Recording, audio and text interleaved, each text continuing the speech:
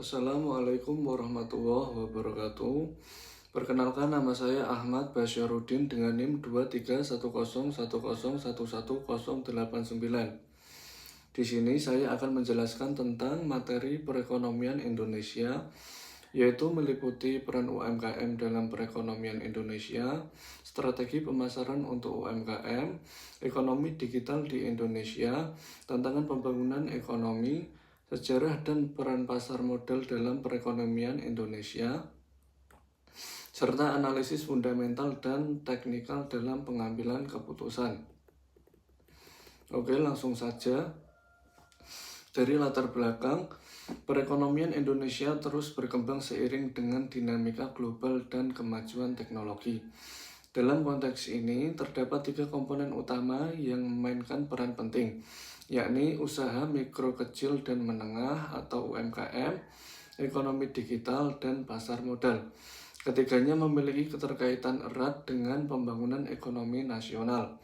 UMKM menyumbang lebih dari 60% terhadap produk domestik bruto atau PDB Indonesia dan mempekerjakan sebagian besar angkatan kerja.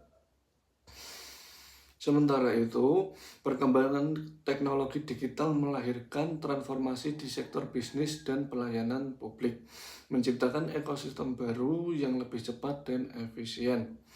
Di sisi lain, pasar modal menjadi sarana penting dalam pengumpulan dana untuk perusahaan serta sebagai instrumen investasi masyarakat.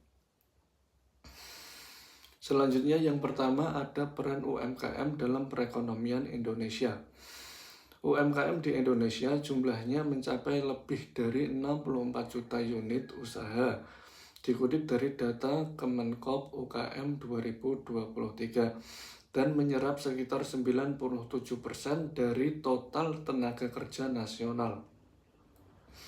UMKM juga menyumbang lebih dari 60% PDB nasional.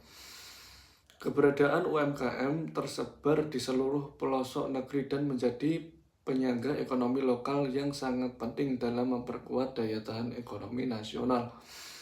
Kontribusi UMKM antara lain yaitu menciptakan lapangan kerja dan mengurangi pengangguran, menjadi instrumen pemerataan ekonomi, menopang stabilitas sosial melalui wirausaha masyarakat, dan mendukung pertumbuhan ekonomi daerah.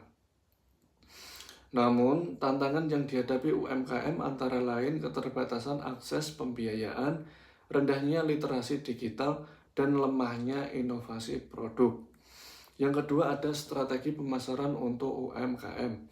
Agar UMKM tetap relevan dan mampu bersaing, diperlukan strategi pemasaran yang adaptif terhadap era digital. Di antaranya, 1.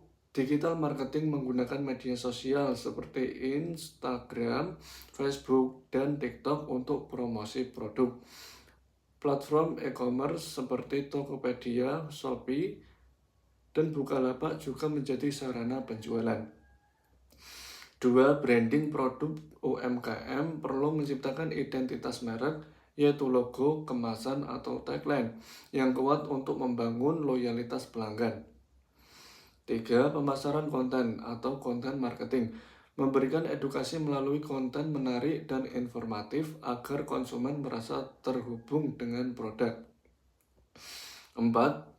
Customer Relationship Management atau CRM, menjalin hubungan yang baik dengan pelanggan, memberikan pelayanan cepat dan responsif. 5. Kolaborasi dan komunitas UMKM dapat bekerja sama dengan influencer, komunitas lokal, dan pelaku industri lain untuk memperluas jangkauan pasar. Yang ketiga ada ekonomi digital di Indonesia. Ekonomi digital mencakup aktivitas ekonomi yang berbasis teknologi dan internet, seperti e-commerce, fintech, digital banking, edutech, dan healthtech. Indonesia memiliki potensi besar dalam ekonomi digital karena jumlah pengguna internet melebihi 210 juta jiwa. Pertumbuhan e-commerce tercepat di Asia Tenggara dan dukungan pemerintah terhadap transformasi digital melalui program seperti Gerakan Nasional Literasi Digital dan Making Indonesia. Menurut laporan Google, Temasek dan Bain 2023, nilai ekonomi digital Indonesia diperkirakan mencapai 130 miliar dolar Amerika pada tahun 2025. Tantangan utama adalah pemerataan infrastruktur digital dan peningkatan literasi digital di daerah terpencil. Yang keempat, ada tantangan pembangunan ekonomi. Pembangunan ekonomi Indonesia menghadapi beberapa hambatan, yaitu 1. Ketimpangan wilayah dan pendapatan pertumbuhan ekonomi masih terpusat di Pulau Jawa, sementara wilayah lain masih tertinggal. 2. Infrastruktur dasar jalan, listrik, air bersih, dan jaringan internet belum merata. 3. Kualitas SDM, tingkat pendidikan, dan produktivitas tenaga kerja masih rendah. 4. Ketahanan ekonomi ketergantungan pada ekspor komoditas membuat ekonomi rentan terhadap gejolak global.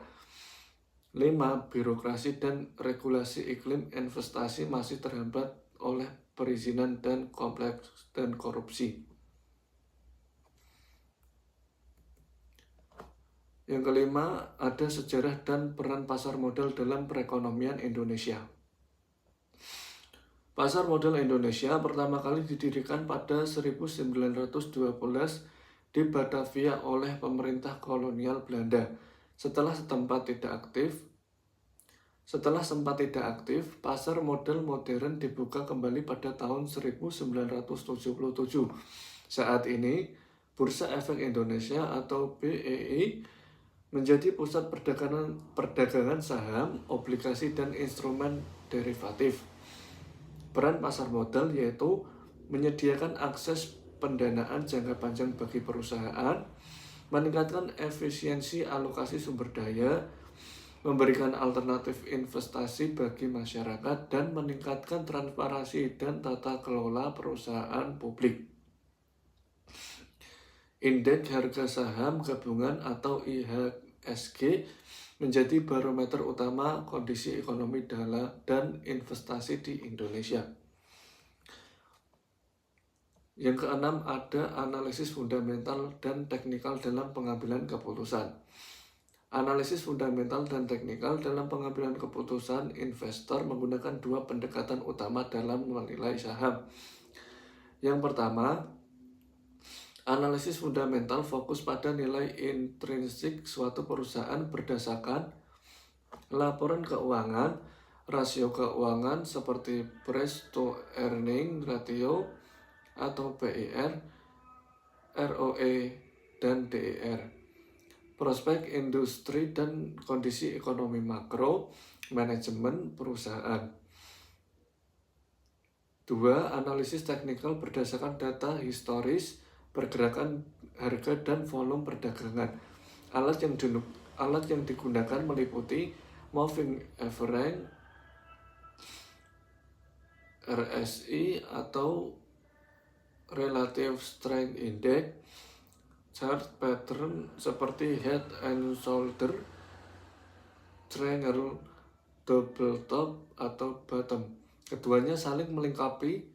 Dengan analisis fundamental memberikan gambaran jangka panjang, sementara teknikal berguna untuk pengambilan keputusan jangka pendek. Untuk kesimpulan, UMKM merupakan penggerak utama ekonomi nasional dan memiliki potensi besar untuk berkembang melalui digitalisasi. Ekonomi digital memberikan peluang besar dalam mendorong inklusi keuangan dan efisiensi bisnis. Pasar modal berfungsi sebagai katalis pembiayaan dan sarana investasi masyarakat. Di sisi lain, pembangunan ekonomi Indonesia masih menghadapi tantangan besar, termasuk ketimpangan, infrastruktur, dan birokrasi.